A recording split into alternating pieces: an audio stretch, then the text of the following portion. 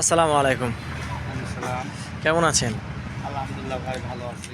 আচ্ছা, আমি আপনাকে এই কারণেই দাঁড় করেছি যে এই যে বর্তমান বাজারে আমরা দেখতে পাচ্ছি মানে আশেপাশে যেখানে সেখানে বাজারঘাটে গেলে শুধু হুম। অহরহ ভ্যান আর ভ্যান। তো আমি এই কারণে জিজ্ঞেস করতে চাচ্ছি আপনাকে যে আহ, এই যে এত পরিমাণ ভ্যান, তবু তারপরেও আপনার দিনকাল মানে ভাড়া টাড়া কেমন হচ্ছে আর কি? ভাড়া ভাই এভাবে হচ্ছে না, প্রচুর ভ্যান ভাই, কোনো থোয়া জায়গা নাই।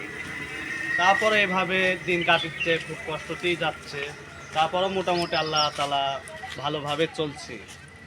আচ্ছা, তো অনেকের বিরক্তিকর কারণ হয়, মানে আবার অনেকের জনসেবা হয়, মানে একজন এক রকম মনে করে আর কি।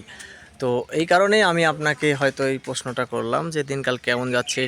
আমি যেখানেই মানে এটা তো বহুত দিন আগ থেকেই এই সব কাহিনী মানে ঘটে গেছে যে যাই হোক আর তাই হোক, মানে বাংলাদেশে যেহেতু অনেক কর্মের অভাব, এই কারণে ভ্যান বেশিরভাগ মানুষই ইউজ করছে, যারা বেকারত্ব দূর করতে ভ্যানকে ব্যবহার করছে। এই কারণে আপনাকে এই প্রশ্নটা করা হলো।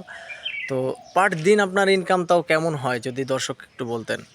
পার ডেলি আল্লাহ তাআলা মোটামুটি ৩০০ ৪০০, কোনো দিন ৫০০ হয়।